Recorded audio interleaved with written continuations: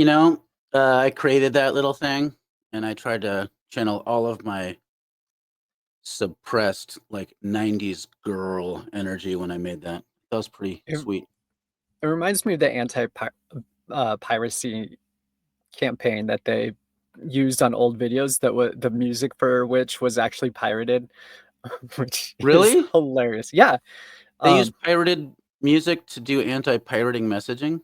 yeah, they did because they got a contract for that piece of music to use it just once, and then they started putting it on more videos, and it was they didn't have licensing to just put it on all kinds of DVDs and stuff. So it was anti-piracy using pirated music. That's so perfect. So this is The Lies That Bind Us, and, I mean, that's interesting. Just we started talking about piracy. People don't realize pirates were the good guys, generally, during the age of piracy. So that's a Yeah, that's a social myth. that's something that'll be a fun one to look into. I haven't done enough research on that to talk about that for an episode, M but To be fair, most of my research comes from the stories I'd read to my son when he was little, because he didn't like anything that didn't involve some level of violence. So, but that's not really the lies. The lies that bind us. I could see how people would see a show like this being about stupid things that people believe, but they shouldn't. Mhm. Like, uh, like Trump is going to make America great again. Now that is a social myth, but it's one that's easily contested. Yeah.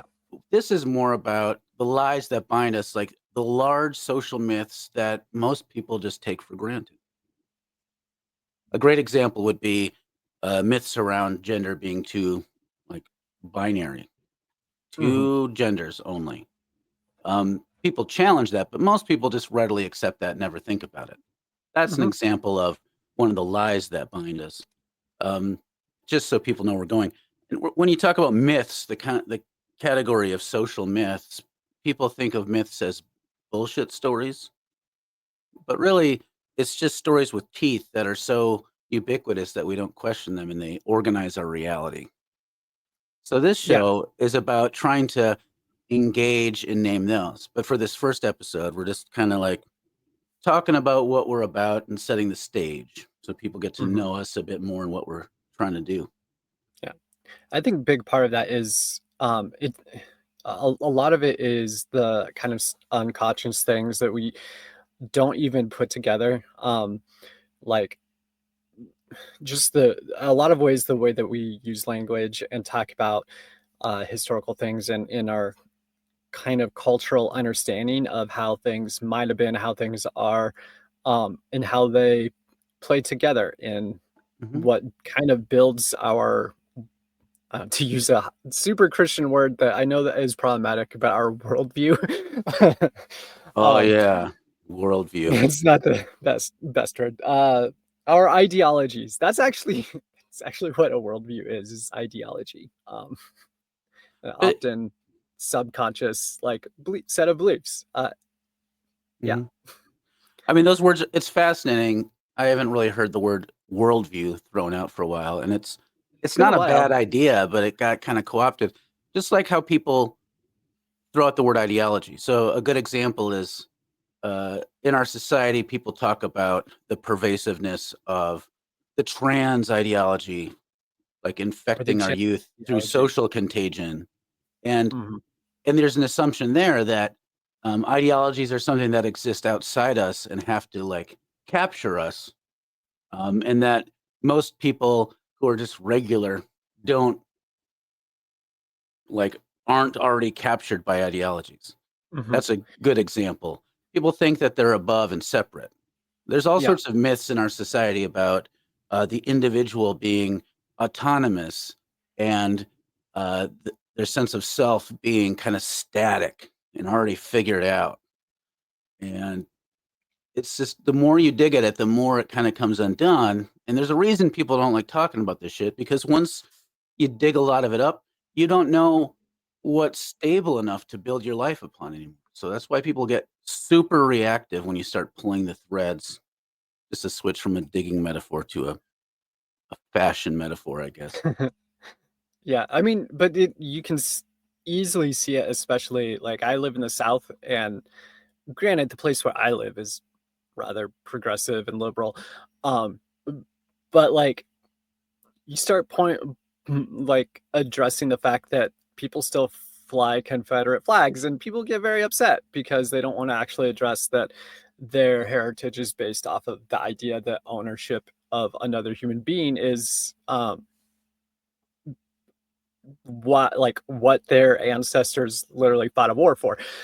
And so it's it is an interesting it is interesting how people really do want to like hold on to ideas that kind of shape the way that they show up in the world, and then even if it is like mm, poked or whatever, to a point where they have to confront either it is confronted or responded with kind of in negative or reactionary ways. And Mhm. we see that quite a bit whenever we're dealing with like US history, as trying to accept that the southern states didn't want to own people. Yeah. Speaking, since we're saying things about ourselves, we should probably introduce ourselves for folks who don't know us. That's fair. So you're, so you've, so far we know you're from somewhere in the South, but in a progressive place. So some city, I'm assuming. Yeah. Where are you from and who are you?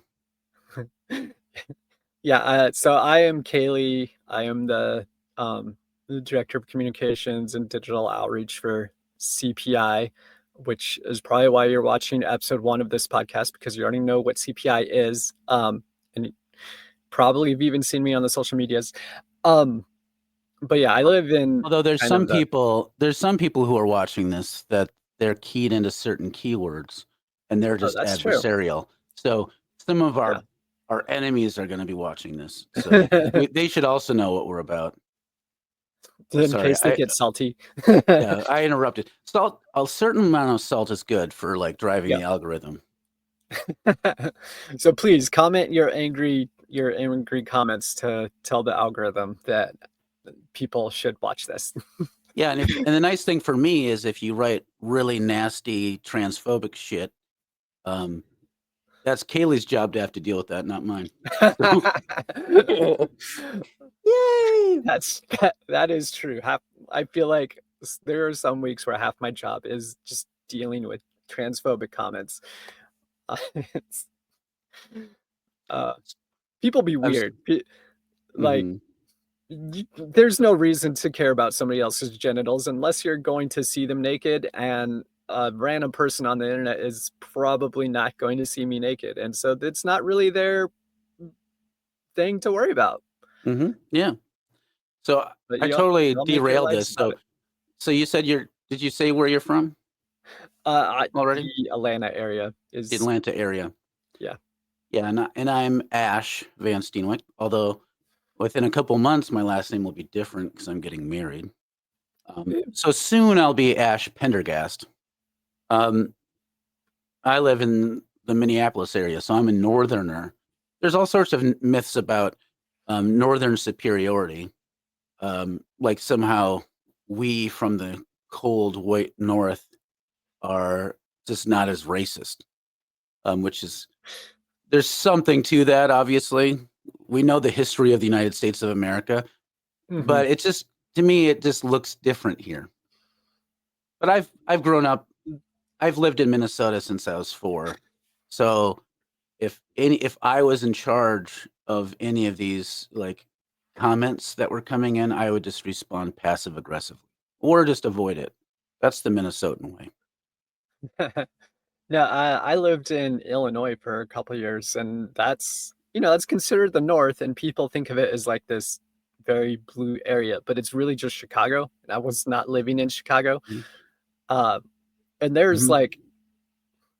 there's like places like towns in Illinois that were literally just drive out black families if they move in. It's the amount of racism that exists especially in kind of rural areas, was surprising to me, because not because I didn't grow up in a racist area, it's because I grew Mhm. up in Oregon, which literally wrote in their constitution that black people couldn't live there. So Mhm. I grew up in a place that was so overwhelmingly white. I didn't see racism because there was almost only white people. I Mhm. found out later, like, how much, like, systemic racism actually still existed in places like that. But yeah, growing up, my framework was so overwhelmingly white that I didn't have a framework for recognizing what was racist and what wasn't. Yeah, just because you're from a state that didn't like slavery at a Hmm. legal level doesn't mean that you weren't a white supremacist state. Yeah. Um, yeah, and I always tend to think like I can't remember exactly the stats on this, so I'm kind of pulling it out. Um, but my understanding is that when you're talking about Klan presence, some of the biggest heavy hitters for the that lasted the longest, you're talking about states like Ohio, Indiana, rural Illinois, those places that are kind of like getting closer to being adjacent to the South. Hmm. Um, and you can see why that was. It's because those are some of the places where a black migration happened. And so Yeah. it just kind of shows like, oh, we're white people who are going to be reactionary now. We didn't like slavery, but that doesn't mean we have to like black people. Like that kind of energy still permeates all over the place. Hmm. In rural Minnesota, always heard people speak about the violence that was coming up from Chicago as a coded thing. So Yeah. that's just another thread. Like there's so many myths about race, racial identity, American history. Right now, that's in the crosshairs of the current administration, like trying Hmm. to like just get rid of anything that's DEI related, Hmm. diversity, equity, inclusion. Um, And even accessibility. yeah, and to strip away things like, I mean, the Stonewall Inn kind of Yeah. memorial, which is federally governed at some level. I didn't even know that. It was like part of the park system. They just removed all reference to transness. Um, and so now in every federal document, it just refers to the LGB community, Yeah. which, Which completely ignores the fact that it was black trans women and drag queens that were through the first bricks. Like, that is history. I grew up really conservative, and people would so upset about the idea of liberals being revisionist to history. And there's like this entire movement right now to create the most revisionist version of our history possible. And that is one of the ways that they're doing it. Removing the presence of trans people from Stonewall is like, I don't know, like removing, reality. well, yeah, it's removing reality, but Yeah, like removing the influence of the British and the po- Irish potato famine, or I don't know, like, yeah. yeah, like the thing that actually caused this to happen, you can't really remove that from the history without doing some extreme revisionism. Well, there was that dumb movie about Stonewall that came out, which is a bummer because Hmm. there needs to be a good Stonewall movie. Yeah, Um, that had the protagonist be like the whitest, yeah, like the white, twink gay boy, uh, as like the protagonist who's like, "Are we gonna take it?" No, and he throws the first brick. I'm like, so yeah. I Uh, guess there's a precedent for the there is, eraser of people of color, queer people of color, and trans folks from the yeah. narrative. Um, uh, yeah, so Yeah. it's interesting. Partly, like even from a pragmatic level, getting rid of the T and the Q and all those other letters is a bad choice because I remember there was this restaurant, Acadia Cafe, that had a GBLT sandwich, guacamole BLT. You can't make that joke anymore if the T is gone. Like, are you going to have, can you imagine a BLT without tomato in it? I mean, I actually eat my a BL with no tomato. I'm not the biggest fan of tomato. So you're tomato phobic then, is what I'm hearing you I say. apparently am. I like it on some things. I just don't like it on BLTs. Okay, well, That was apparently that was a bad example because well, now I don't even I'm know just who you are anymore. I'm just erasing the T from the BLT. Yeah. The downside with the GBLT sandwich is most people put the L first as a way of not having the dude category front and center. But you can't really make a good sandwich joke by putting like an LGBT sandwich. You can't call it that. It's got to be a GBLT sandwich. Anyways, Right. I don't I know. mean the reason why the L is before the G is because lesbians stepped up and like helped gay men who were the most affected by HIV. And Yeah, so the AIDS response for sure. yeah, Um, because lesbians stepped up and um, whenever our government was using it as like a genocide towards gay uh, gay men and trans people because AIDS is incredibly high amongst the transgender community in mhm, Atlanta. 50% of trans people in Atlanta are HIV positive, according to, I want to say it was a 2019 study. holy shit. Uh, yeah, like it is significant how pervasive HIV has been. Um, and people talk about that because basically an entire generation of trans people was wiped out because of HIV, and nobody really talked about it.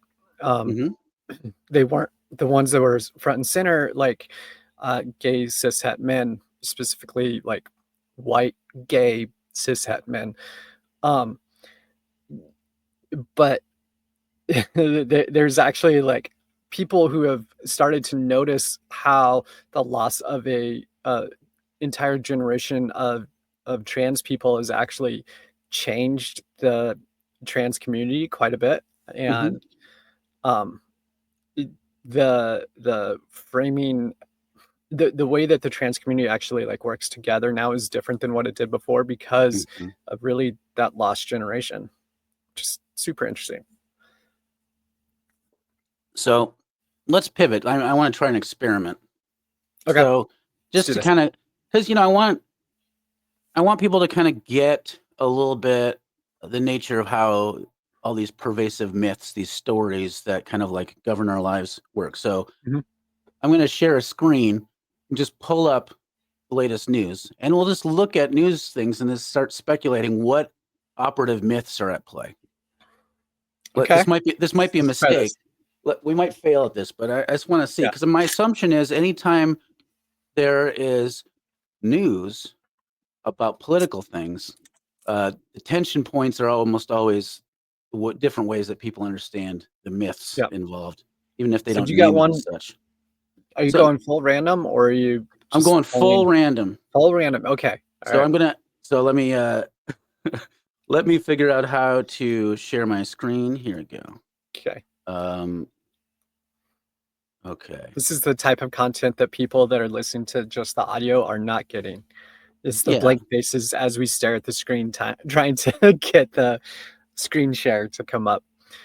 Oh, sure. All Okay. right. So here we are. So this is just you know I'm going to refresh this. I just typed into the Google the word news. Okay.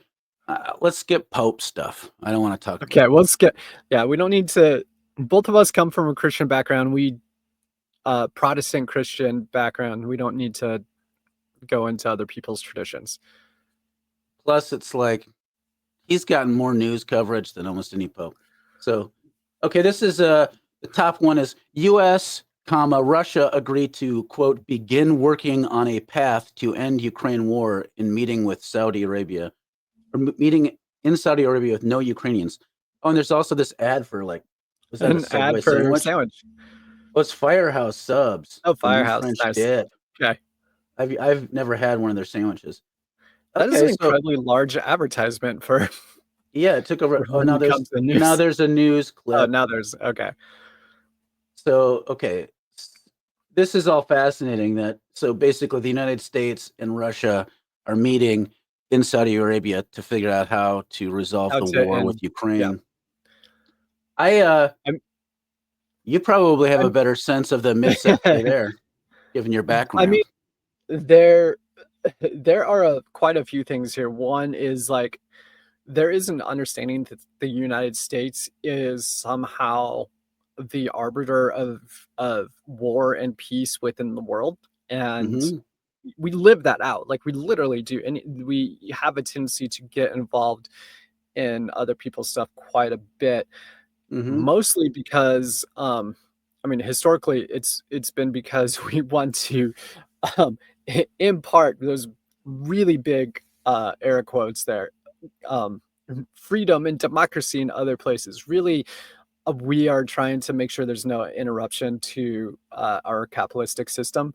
So Mm-hmm. when I was in the military, they would always talk about American interests, Mm-hmm. and you're like when you're dealing with trying to give this like perception of we're in Afghanistan to like help them have democracy and stuff, but really it's a front to to like show Russia like what we're capable of, and it's to maintain a presence in in South Asia for um just keeping our fingers there. But the point is always to protect American interests, which overwhelmingly has been our capitalistic system and our means of making money. Like the United States has to be at war to continue the need for military weapons, to continue the need of development.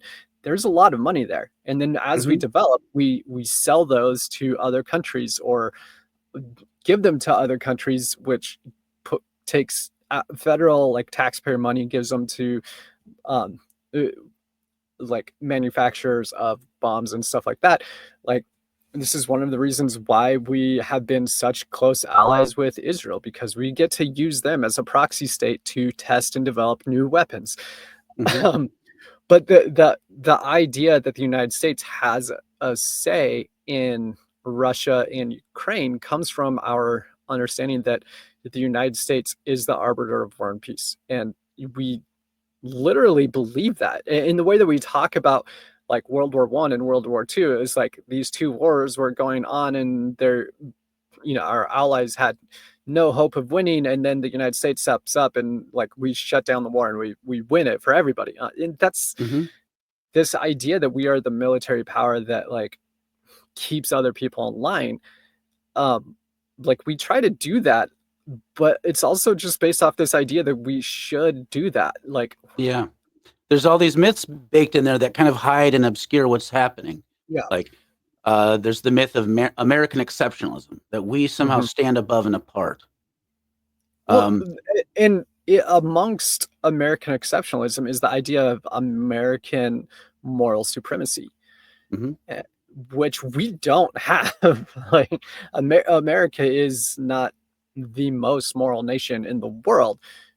And that is becoming more and more clear every single day as our current administration is like running things. Like, literally, put all, the amount of people in the cabinet that were like that have a history of sexual abuse and sexual assault is ridiculous. And Mhm. not like just random people saying it, like credible claims. um like we don't have an idea, like we don't actually have moral superiority, but we act like we do whenever we're talking about other nations. And we saw that quite a bit. Like the United States isn't going to listen to the international community when they are talking about human rights violations, because we don't believe that a genocide is happening, and we believe that we are the ones that gets to determine whether or not something is genocide or not. And Yeah. Well, we yeah, might not be the most moral nation, but we're the freest, though, right? I Democracy and sure. all that. Yeah, democracy. That's the other thing. Like, we use the words democracy to cover over a multitude of sins, Yeah. as though it's like myths normalize things. So you have to Mhm. prove to someone that the United States is not the most free Yeah.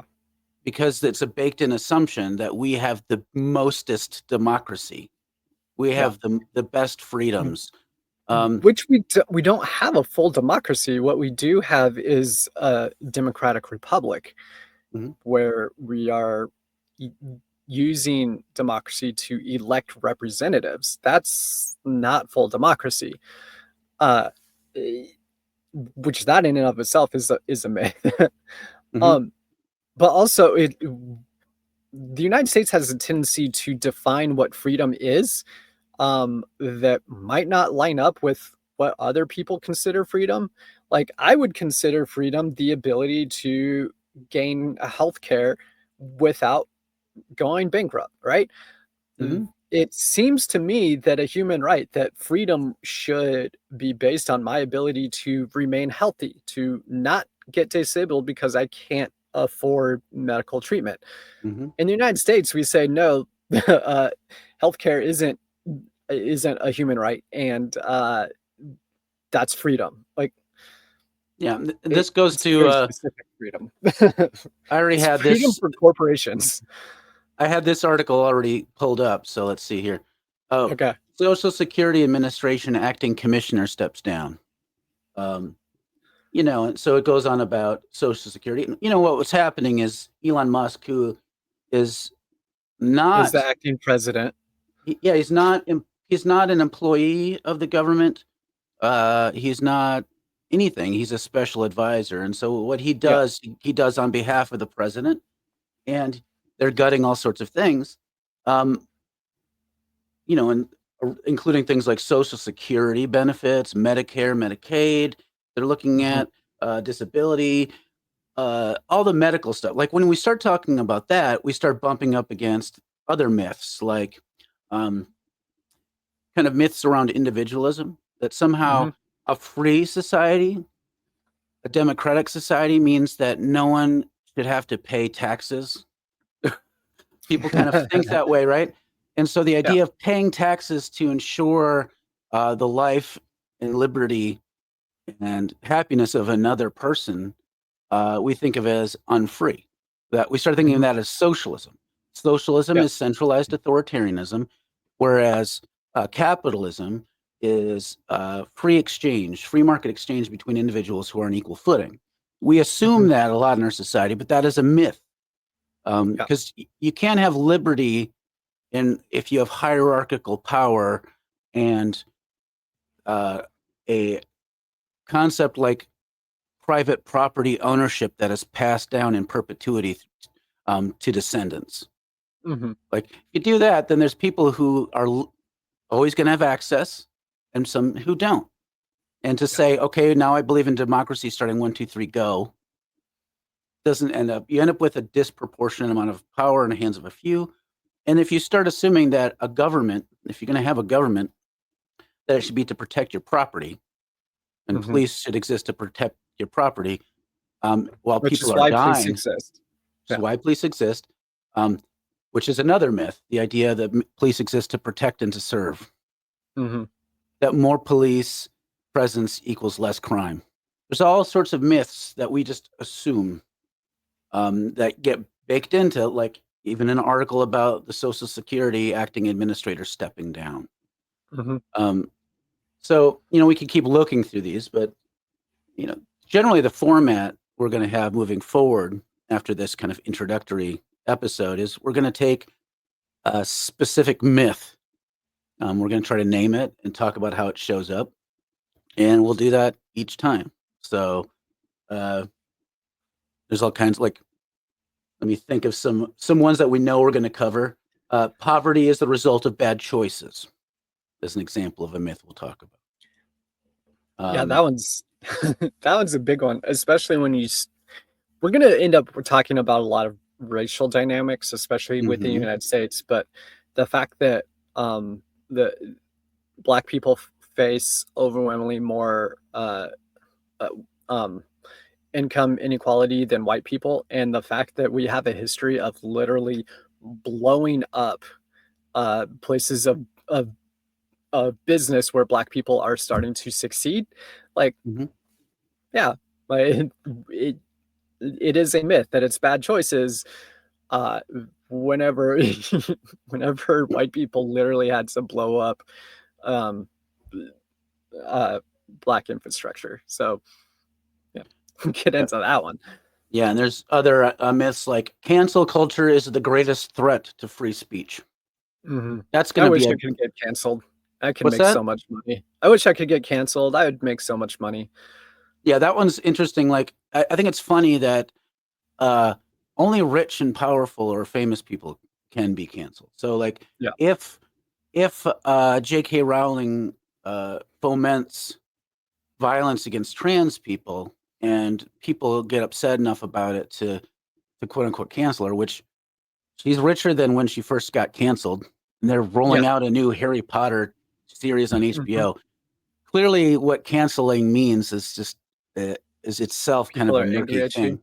Yeah. Yeah, but when I lost like uh, donors or opportunities or friendships when I came out as trans, that's we don't call that being canceled. Mhm. So think about the way in which that. Well, I don't want to start going down the road. We're going to explore that in the future. What is it? What does it apply to? Uh, the police protect us. We've talked about that. Um, the arc of history, like bends towards justice. Like progress naturally happens, like evolution. That's a Mhm. big myth. Uh, Personal I have a feeling responsibility that drives social change. There's just tons of yeah, myths. yeah. I You're have a about to feeling say that we'll something. probably that the 2 of us might actually disagree on the history moves towards progress, um, a little bit, just because Sure. I do kind of think that overall we do move towards progress, but it's slow with a lot of steps back a lot of times.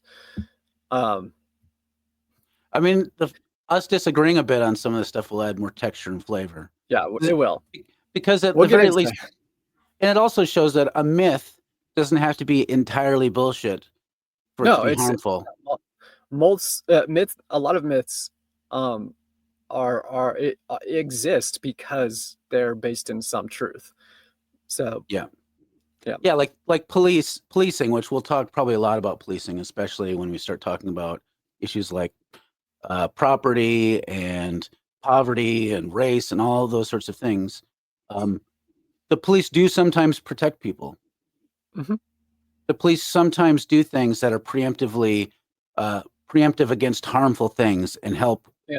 uh, you know, mitigate Yeah. against bad shit. But that doesn't mean that there's not some Mhm. really horrible myths in there, Yeah. which will Absolutely. explode. Yeah, um, yeah, we could go on, but I think everyone gets the gist. It's that idea.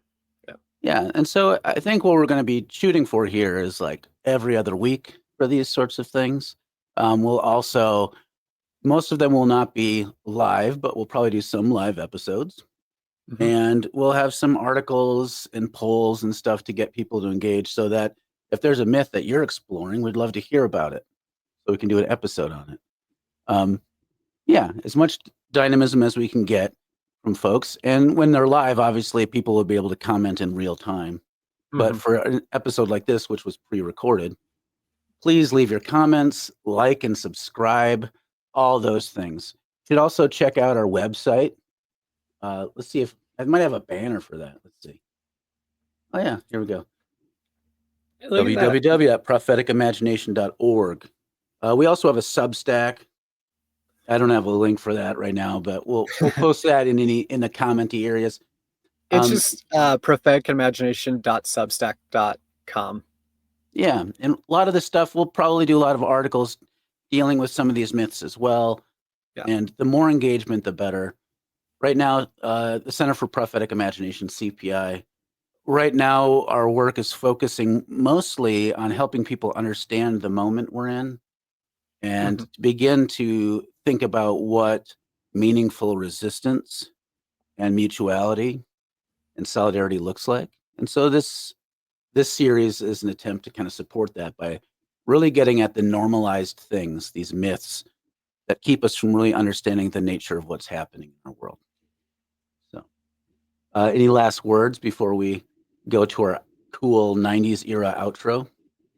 Um, uh, yeah, just definitely as we're starting to get this started, like and subscribe. We're trying to get our YouTube followers up and start to get some momentum there.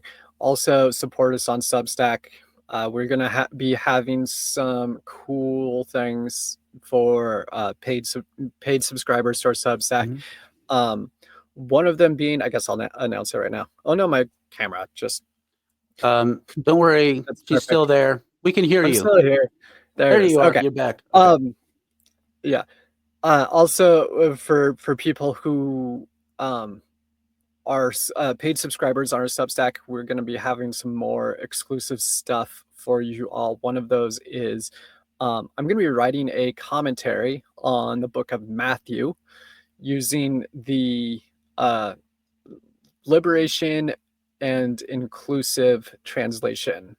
So the lit Bible, and um, with a partnership with them. And so if you subscribe, you're going to get, like, as I write sections for this commentary on the book of Matthew, you'll get those as they come up. And then once I'm done with it, then I'll package it and put it into an actual book.